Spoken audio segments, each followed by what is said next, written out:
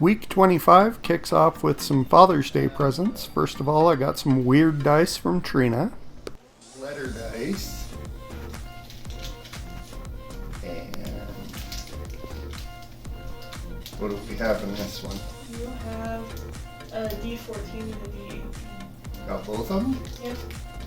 And a few extra because Yeah. the only ones I could find. Yeah, you don't sell them in packs of one. Very cool. Now I have a D1 all the way up to D20 and a D100 and some other. And D30. Yay, cool. Thank you.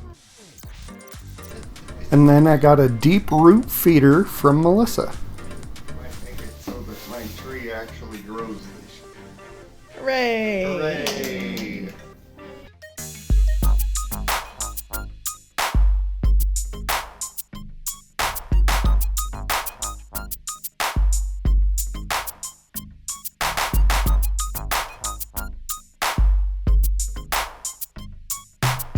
For Father's Day, we tried to get into the B&B for breakfast, but it was a 40-minute wait, so we decided it would be safer to go to Pollo Eats. Still good, but less of a wait. Then after church, we went to Gelato and Company.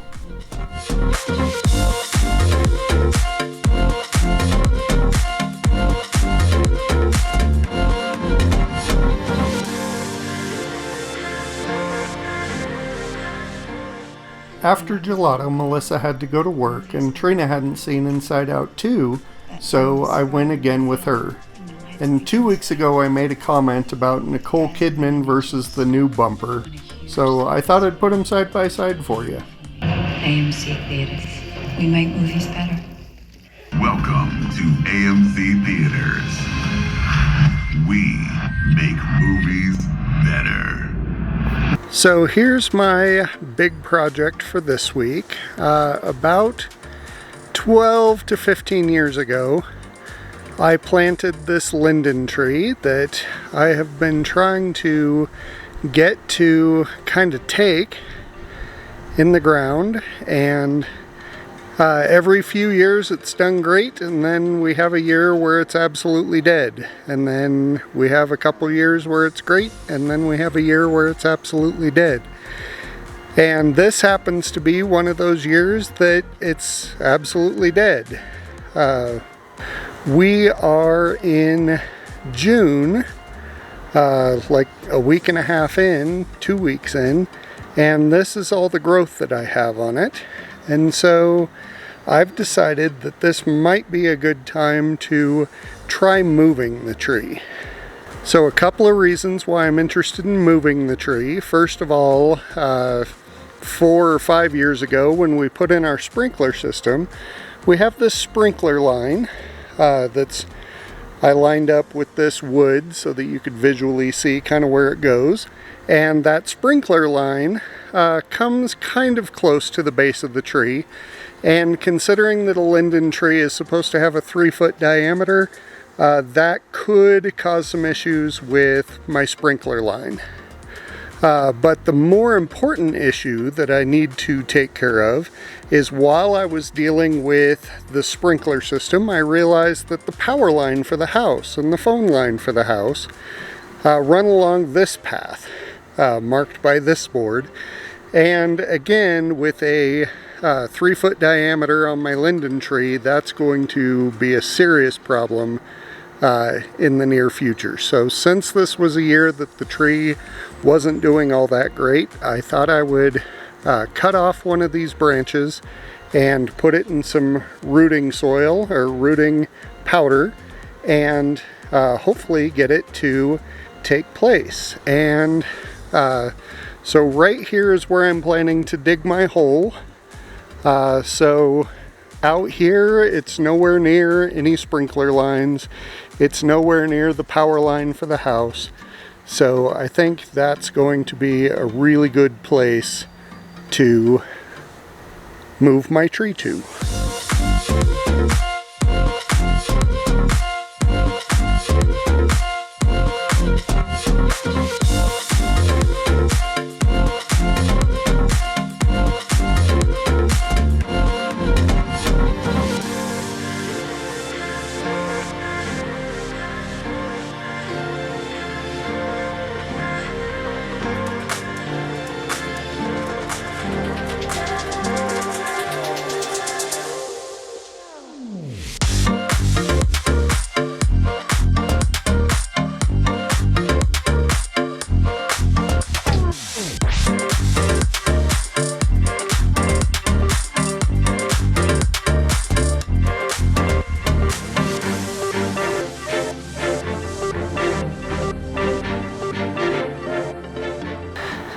So what I'm doing is I'm taking this branch that has the most good growth on it, and I'm going to separate that from the tree, and I'm going to dip it in this rooting powder, and the rooting powder should help develop some roots. And so I'll set the branch in the hole that I just rototilled, and hopefully it will take root.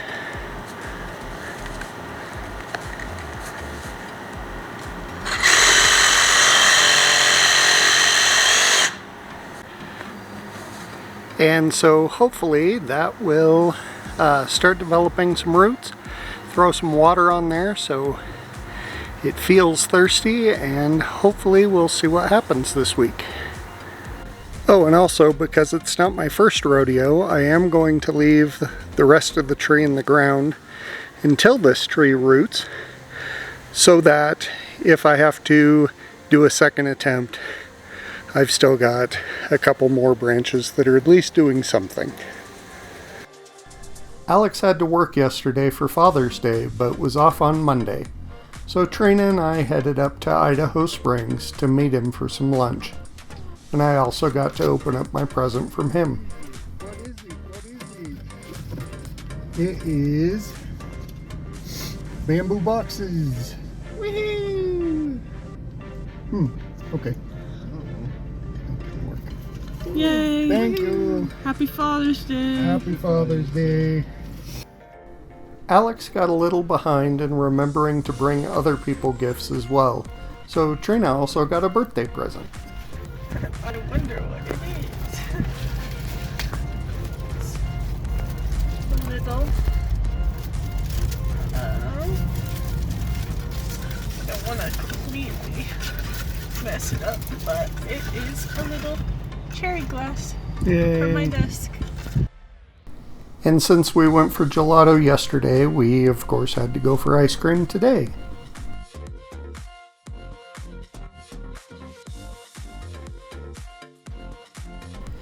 And gift number 3 from Alex, Melissa also got her Mother's Day present. Hooray! Yay, fun! Sockies. Socks! Hooray, I needed some more socks, and this will help. Well, I read Didn't See That Coming by Jesse Q Sutanto, and it was a lot of fun, contemporary romance, YA. It had a lot in common with 12th Night in that we had the same kind of thing with a gamer girl who is using a male handle to avoid being bullied. I see a trend there. And yet it was interesting in a different way. We've got our main character who is going to a new school for the first time and having to deal with a lot stricter code. One of the guys in her class is very much the rich boy who gets his way, and so she's calling him out for things where nobody has for many years. So then he starts bullying her. So she's being bullied. She's been bullied online, and now she's being bullied in person.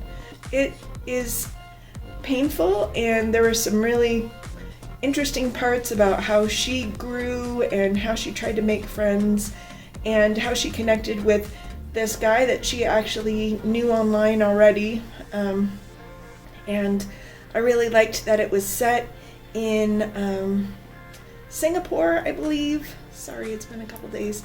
So it was culturally different, and I really enjoyed it a lot. Then for our anniversary, Melissa and I headed up near Boulder for a quick getaway. Since we have a New York trip coming up in a couple of weeks, we decided that this would just be a quick overnight.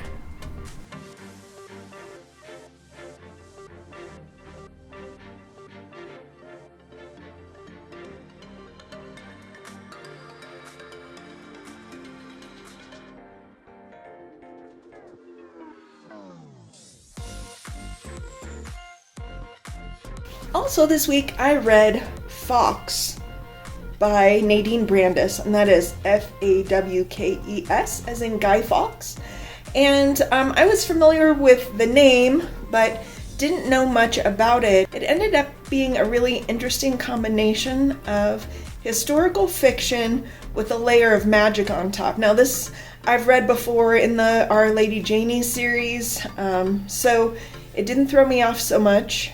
It was from the perspective of Guy Fawkes' son, who is kind of doesn't really know his dad and gets sucked into the rebellion that his dad is a part of. And the magic system was really interesting. What in historical record was a conflict between Catholics and Protestants, then they overlaid a different kind of magic system on it, where there is color magic that's available to everyone, and some believed you could only use your dominant color, and others believed you could use all colors. And it was it made it just a different take on seeing the different sides of the conflict without bringing in some of the religious piece about it.